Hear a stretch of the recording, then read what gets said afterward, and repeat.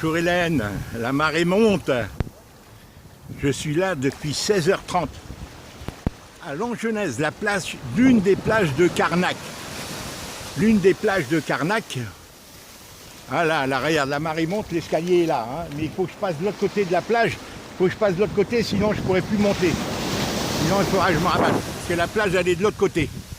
Elle fait en tout 400-500 mètres de long. J'ai fait à peu près 12-15 allers-retours. Mais en marchant lentement. En marchant lentement. Voilà, je vais essayer de passer de l'autre côté. Sinon je vais me noyer. Attends, regarde. La marée elle monte. Ouais, bon, je vais pouvoir passer de l'autre côté. Tant mieux si je peux passer de l'autre côté, sinon je serai obligé de monter et marcher sur la piste. Écoute ma soeur, je suis très content de te parler. Ben, c'est une situation que je connais avec mes clients. C'est une situation, la plage elle est là, elle va jusqu'à là-bas, tu vois la digue là-bas dans le fond, je sais pas si tu vois. Voilà, là-bas, hein, la digue qui s'avance à l'eau. Et elle va jusque là. Voilà. Et de l'autre côté, c'est la grande plage de Carnac, là où tu vois l'immeuble. C'est une grande plage, mais beaucoup plus populaire. Ici, elle est fréquentée par des gens plus aisés, plus cossus, des retraités. 80% d'entre eux sont des gens aisés qui habitent les environs de Carnac. Carnac est une ville bourgeoise, très bourgeoise, beaucoup de Parisiens. Et voilà, donc je suis content, je l'ai découverte quand je suis arrivé, mais je ne suis jamais venu. Je suis venu dimanche dernier. Là, les gens partent, tu vois, il n'y a plus grand monde. Hein. Il n'y a plus grand monde, les gens partent. On est dimanche, hein, dimanche combien 20, je crois. Dimanche 20 septembre. Il est bientôt 19h. Je situe toujours, comme je garde les vidéos, je situe toujours les dates pour quand je les retrouverai. Que ça me permette, quand je les écoutais, de parler de. Voilà.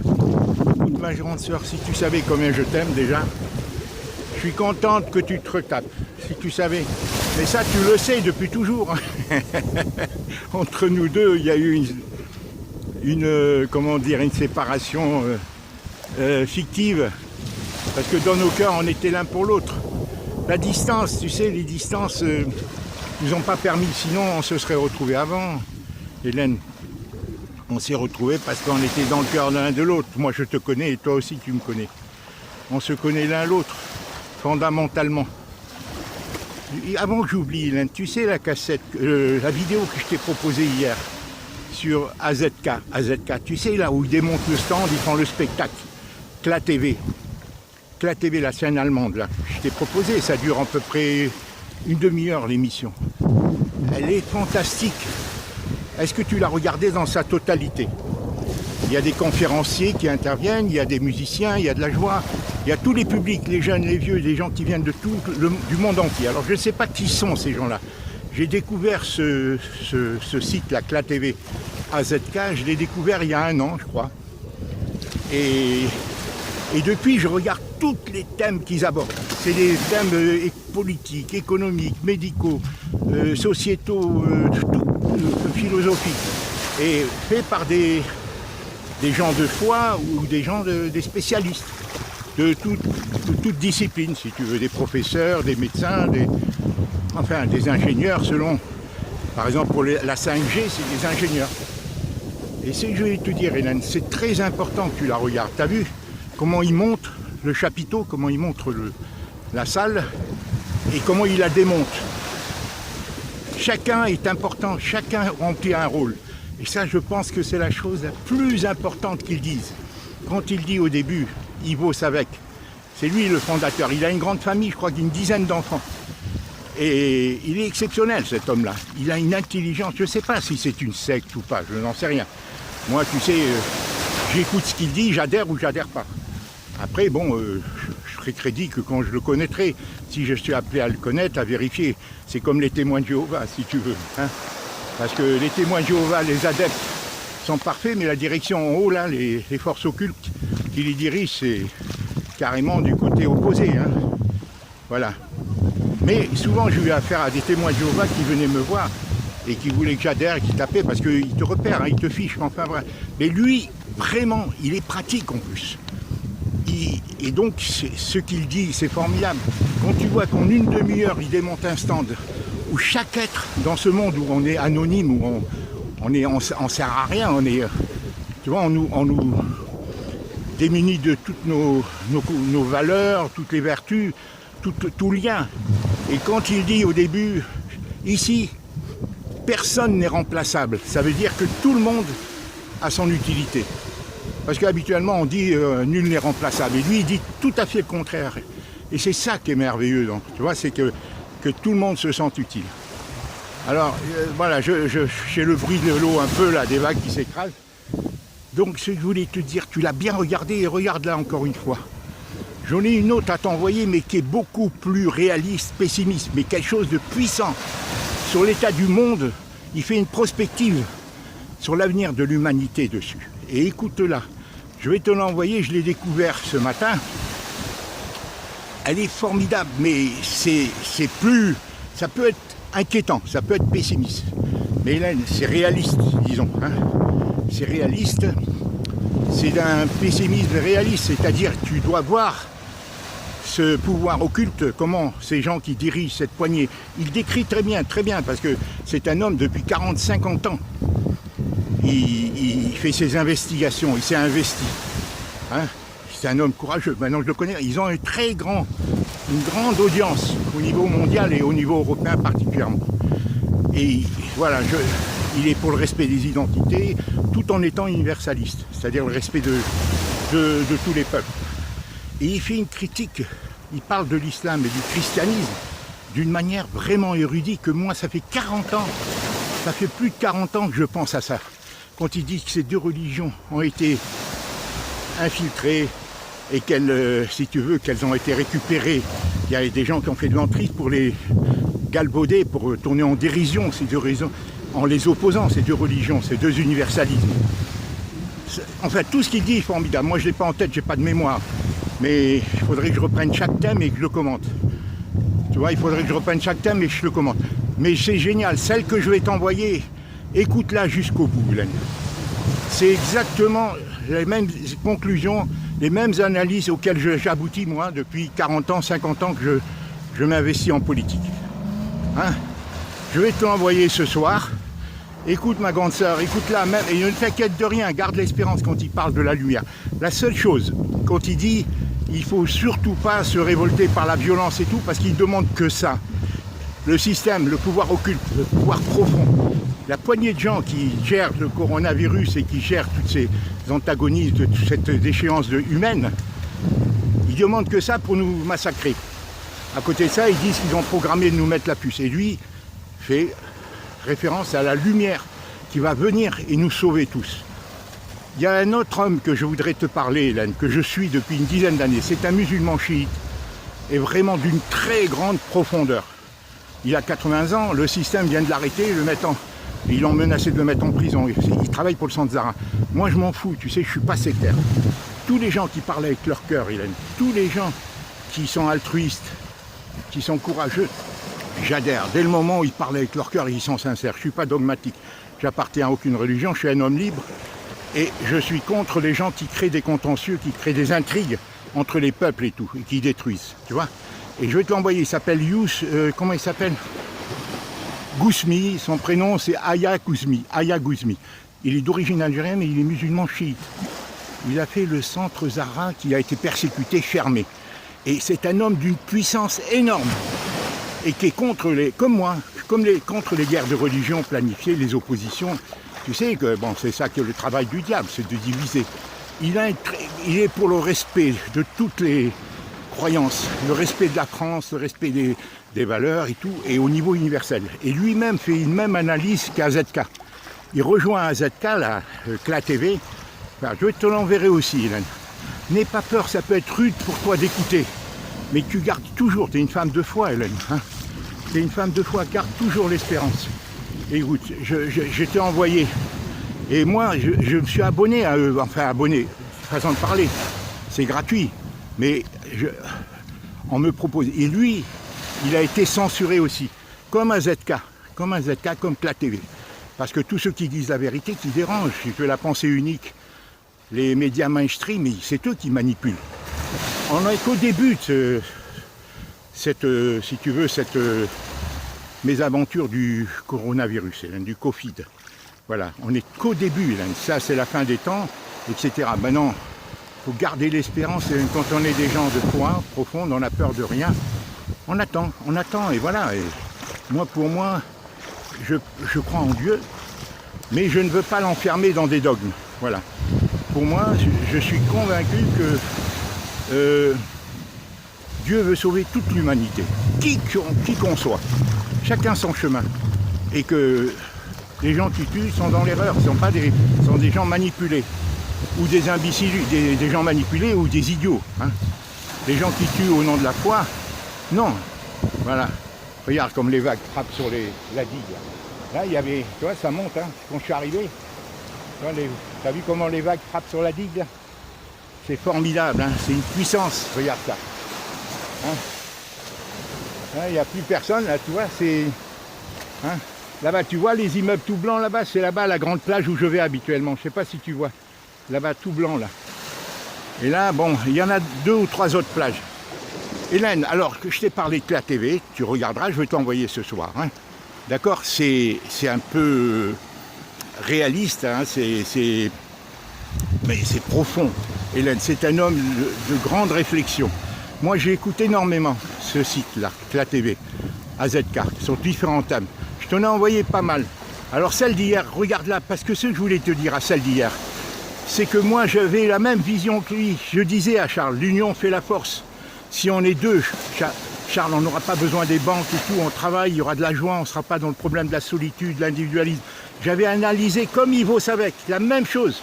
Et Charles, malheureusement, il était pris dans le système, par la matrice, il a pensé qu'à lui-même, il était égoïste, craintif, comme tous les gens, comme Colette, comme tous les gens qui trichent et qui rentrent dans le système.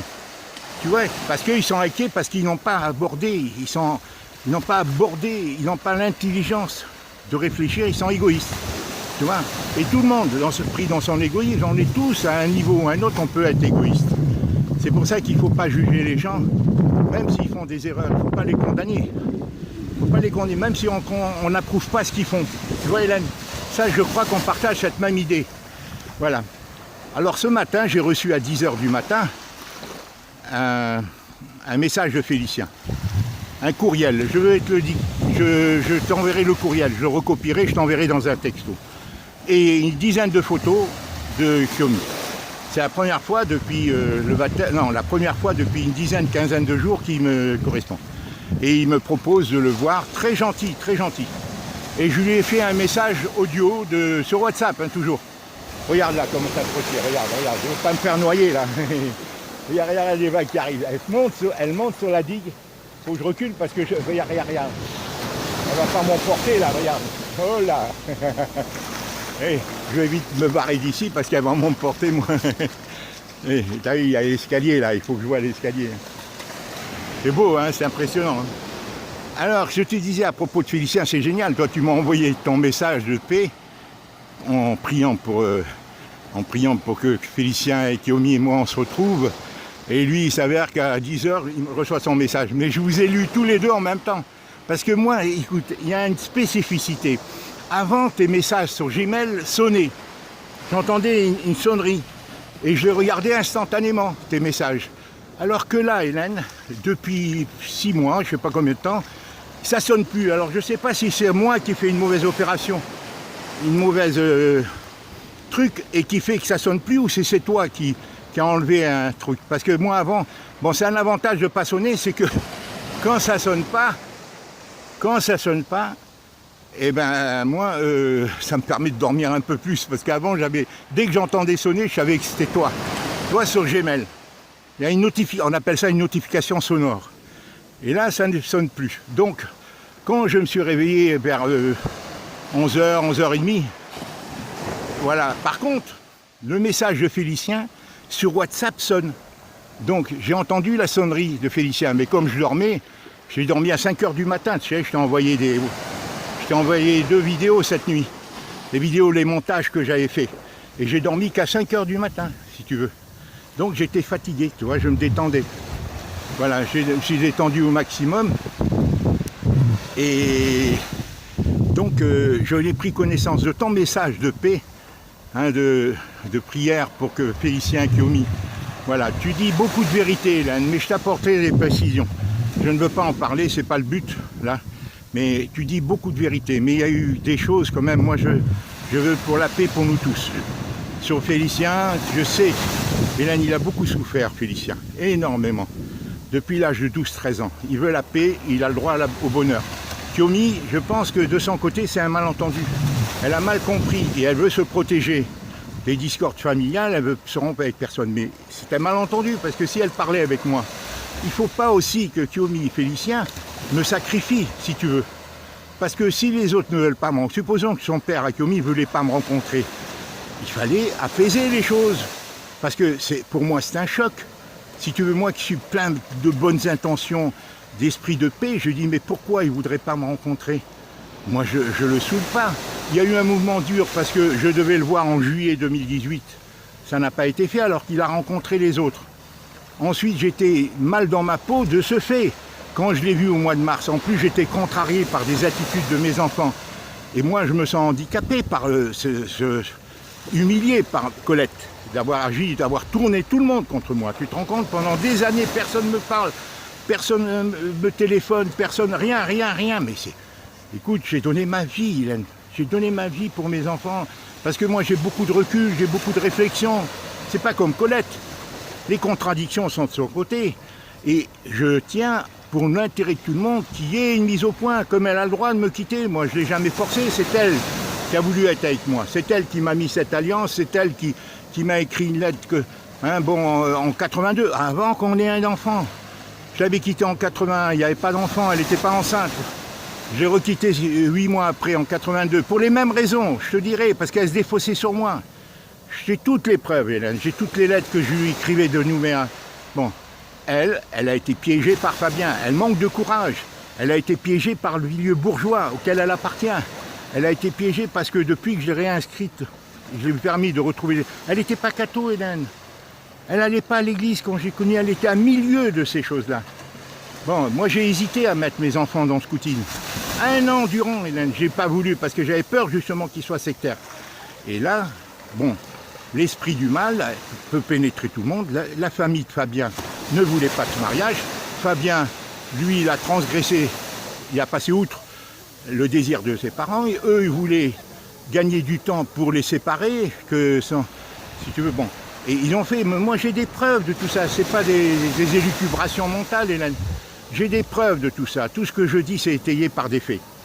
Voilà. Et pourquoi Héloïse a conseillé à sa mère de me quitter? Pourquoi elle a dit plus tard vous serez à notre charge en 2007? Elle a conditionné et Colette a compris. Alors il y avait simultanément l'affaire du... C'est pour ça que, Hélène, moi je ne noircis pas plus Colette que Fabien, ils sont dans la même truc. Ils sont dans le même truc. Ils ont mal agi. Maintenant, qui est responsable de quoi?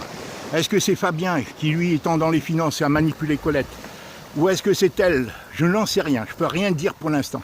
Pour l'instant, je sais qu'ils jouent la même carte. De la fuite en avant, puisque Héloïse, quand j'ai voulu rencontrer, elle me dit non, je viens avec Fabien, en début 2018, en mars, avant de quitter sa mort. Donc, alors comme je lui dis, c'est pas possible. Fabien qui m'a manqué de respect à plusieurs, pourquoi il s'imposerait? Pourquoi? Qui est-il?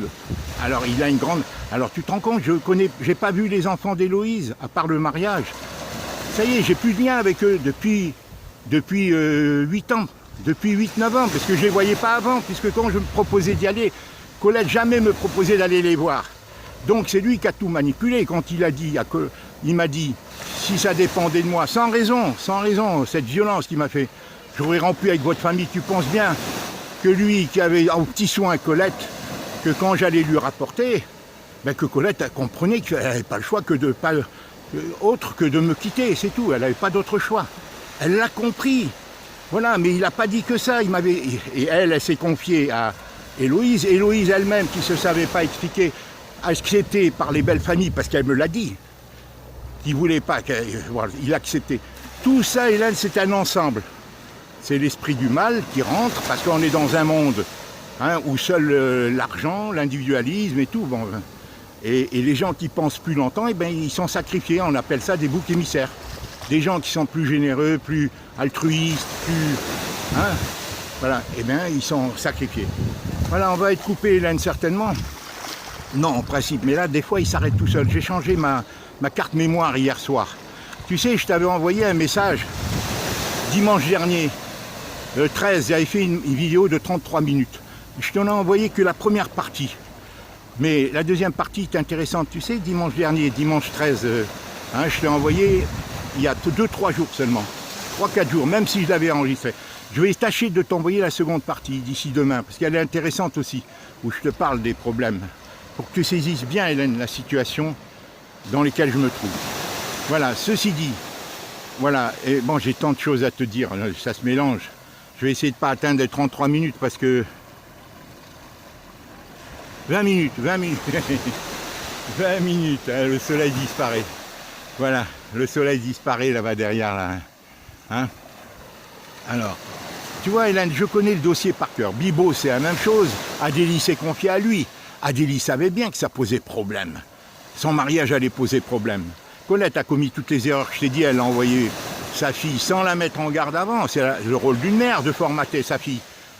Et elle a fait la même erreur que sa mère avec elle. Tu vois, même, tu vois, en pire, parce qu'un homme averti en vaut deux, mais une femme aussi. Hélène, elle aurait dû formater. Moi, c'est pas un sujet qu'un père adopte avec ses filles. Il adopte avec son fils. C'est ça que je voudrais que Kyomi comprenne. C'est que mon fils a été handicapé parce qu'il a été coupé de moi depuis l'âge de 12, 13, 14 ans. Moi, je ne me mêlais pas de tout ce qui concernait l'éducation et tout. C'est Colette, puisqu'il était dans un milieu école catholique et tout. Moi, j'avais mes procès, j'avais mon boulot, mes soucis dans le métier, où Colette me nuisait malgré elle. C'était une bonne vendeuse. Mais moi, comme c'est une fille qui cassait pas grand-chose, qui n'impressionnait pas, et qui avait peur, et qui me défendait jamais, j'ai fini par avoir peur d'elle. Même mon métier, que j'aurais exercé beaucoup mieux si j'avais été sans elle. On m'aurait respecté, Hélène, si tu savais, je me suis battu à l'armée, je me suis battu partout. Quand tu es dans ton droit, personne ne peut te vaincre si tu as de la volonté. Personne, quand tu es dans ton droit, personne ne peut te vaincre si tu n'as pas peur. Moi, on m'a mis en prison à l'armée parce qu'on me manquait de respect. On nous insultait et tout. Et Colette peut te le dire. Colette peut te le dire parce qu'on a rencontré quelqu'un qui m'a reconnu alors que j'avais tout barbu et tout. Alors qu'à l'armée, on m'avait rasé la tête. En 74, à la fête du 1er mai, Colette peut te le dire, quelqu'un m'a reconnu. Il m'a dit, tu n'étais pas au 110e régiment d'infanterie de telle ville? Je lui ai dit oui. Il m'a dit, tu sais, quand tu es parti, tous les gens qui nous manquaient de respect se sont mis à nous respecter. Parce que c'était des gens qui revenaient de la guerre d'Algérie, des sous-officiers, pas des officiers, c'est surtout des sous-officiers. Et ils m'ont mis en prison parce que dès qu'on me manquait de respect, je quittais, je n'obéissais plus. Et en moi, on essayait de me dire, il faut obéir et après contester. Moi, j'ai dit, ben, il faut que ces gens qui désobéissent et qui me maltraitent physiquement ou moralement, eh ben, qu'eux obéissent et tout ira bien. Tu vois, j'ai inversé les choses. Alors que nous, on veut nous faire ramper et tout, même ça, c'est fait exprès pour casser la dignité de l'homme. Tout a été fait. Le monde qu'on voit aujourd'hui, Hélène, le monde, c'est pas un monde de hasard. Il est façonné, il a été formaté depuis la Bible, depuis longtemps, Hélène. C'est l'aboutissement. C'est un aboutissement, Hélène, ma grande sœur. Je peux t'assurer. Et moi, c'est ça que j'aimerais que Kyomi comprenne. C'est que mon fils, il a été handicapé du fait on l'a conditionné, il a été aliéné par Colette et par ses sœurs contre moi. Et il a des préjugés. Ce qui fait que, bon, il est fragile. Et il ne faut pas qu'elle ait peur. Moi, je suis content du fait qu'il a été coupé de moi. C'est formidable qu'il ait rencontré Kyomi, qui a beaucoup plus de réalisme, de solidité et tout. Lui, il a la volonté, il a la force, il a le courage. Bon, il est vif, mais il n'a pas les connaissances de Kyomi. Elle est claire, tu comprends, elle connaît. Mais elle, il ne faut pas qu'elle me craigne. Il faut qu'elle accepte, si tu veux. Il ne faut pas qu'elle écoute personne d'autre. Comme j'ai dit à Félicien, Hélène. J'ai dit, si tu penses de moi, par la faute... Moi, je n'ai jamais demandé à Félicien de me défendre. Au contraire, Hélène, je te jure, jamais... Quand je suis arrivé, j'ai vu l'hostilité de mes gendres, Bibo et Dominique, qui ne me parlaient pas dès le déménagement. J'ai dit à Félicien, ne me défends pas. Ne me défends pas. Mais je voulais qu'il m'honore, qu'il vienne me voir, qu'il se différencie des autres dans son comportement. Alors que du fait qu'il ne venait pas me voir et tout, et qu'il ne m'a pas présenté le beau-père dès juillet, comme il me l'avait dit, 2018, moi j'ai dit, mais il est influencé par les autres. Il me fait venir, il travaille à 800 mètres de chez moi, il vient pas me voir. Comment voulais-tu que je me sente bien? Tu comprends, en plus, j'avais pas le droit de travailler et tout ça. Et moi, je venais pour me retaper la santé. J'étais convaincu qu'ils avaient trouvé un accord pour que ma venue soit acceptée. Alors que dès le début, j'ai vu que Kiomi et Félicien se sont fait avoir. Ou ils n'ont pas discuté, ou ils ont été naïfs, ou il y avait d'autres problèmes qui les ont amenés, d'autres raisons qui les ont amenés à m'amener. Et moi, je me suis senti piégé, si tu veux, tu comprends? Voilà. Et moi, je suppliais Félicien, je lui dis, me défends pas si les autres me sont hostiles. Mais ne prends pas en compte ce qu'il te dit. Je lui dis dernièrement dans un message audio, dans un mail que je te retranscrirai, je lui dis, Félicien, si quelqu'un te dit du mal de moi, ou tu te tais, tu l'interdis de te dire du mal de moi, ou si tu prends en compte ce qu'il te dit, et cette personne te dit quelque chose, et tu dois tenir compte de tout ce qu'il t'a dit, c'est-à-dire qu'il me dégraine, qu'il me discrédite et tout à tes yeux, et bien là tu es obligé, sinon c'est de la lâcheté de me le dire. Si maintenant tu ne tiens pas en compte ce qu'il t'a dit, formidable, tu ne modifies pas ton comportement. Mais si parce qu'on t'a dit des choses, sinon de la médisance, on m'a calomnié, on m'a dit des vérités partielles, des vérités tronquées et tout, et s'il doit se laisser impressionner et changer son estime de ma personne, en tant que père ou en tant qu'homme, je lui dis, là il doit me livrer. Je lui dis, moi, qui que ce soit me dit quoi que ce soit sur toi, ou je le rembroue, je lui dis, hey, je connais mon fils, ou si je suis impressionné et je crois je viens et je lui rapporte ce que l'autre m'a dit, qu'il soit un ami ou un ennemi. Tu comprends? Et voilà ce que je voulais, c'est que Bibo ou Dominique, s'ils ont parlé au beau-père de Kiomi, parce que j'ai vu le père de Kiomi aller embrasser Dominique. Bon, moi ça m'a surpris, ça m'a interpellé. J'ai dit, tiens, il vient pas vers moi, mais il va embrasser Dominique. D'où il le connaît? C'était même étonnant.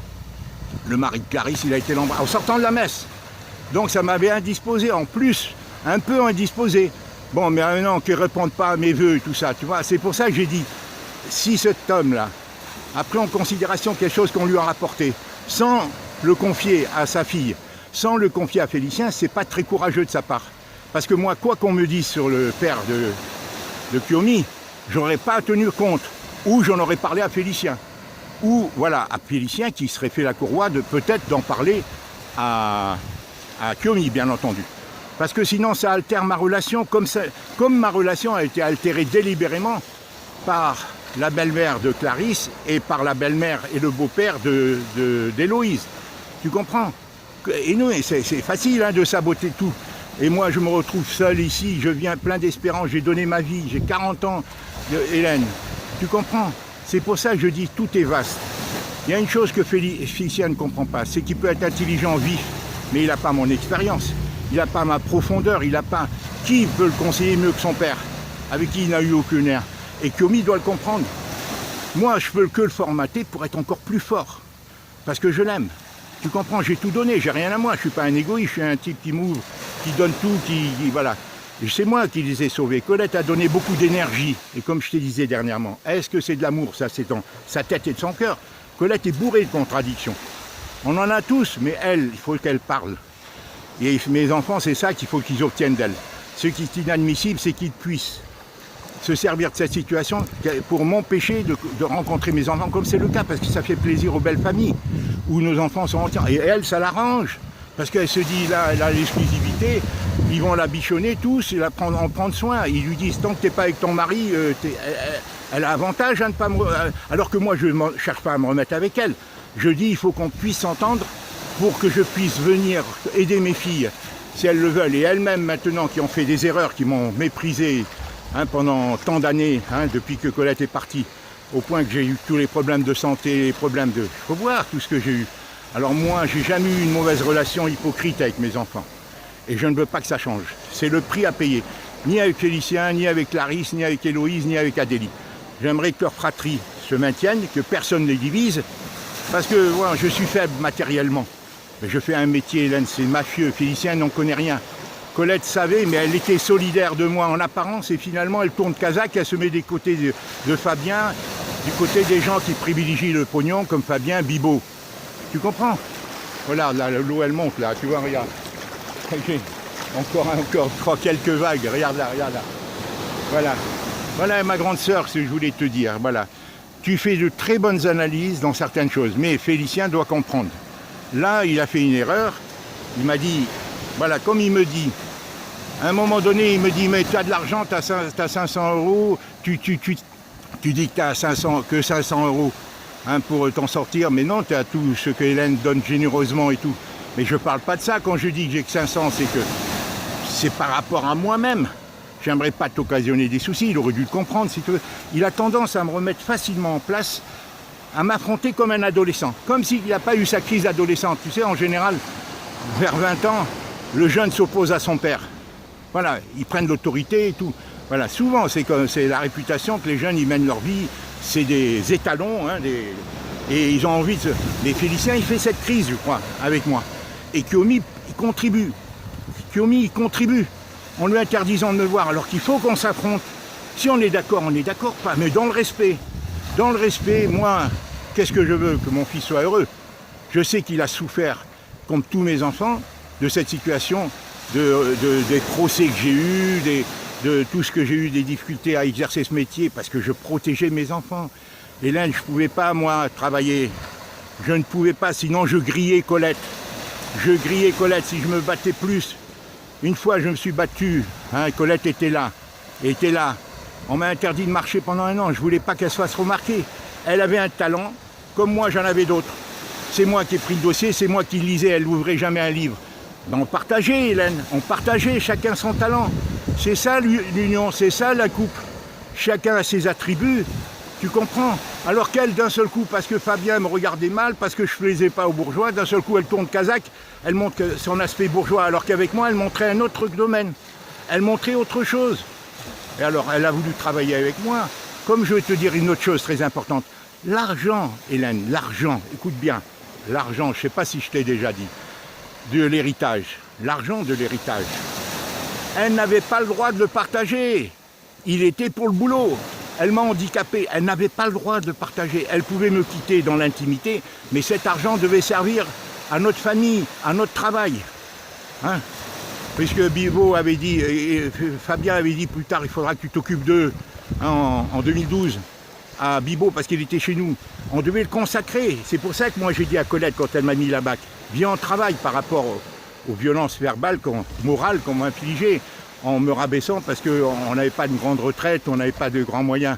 Mais j'étais dans un métier très spécial, Hélène. Tous les métiers sont tenus, sont sous compte, et le mien encore plus, tout ce qui touche à l'argent. Hélène, il fallait se battre pour les places, c'est pas le vendre. Vendre, on peut tous vendre. C'est les places, Hélène. On t'en donne pas, on se fout. J'ai été mis en quarantaine par les gens qui contrôlaient ce métier. Comme toutes les corporations, tous les ordres de médecins, regarde, tous les médecins qui sont... Dès qu'ils parlent, là, on leur interdit la médecine. Et un avocat, c'est la même chose.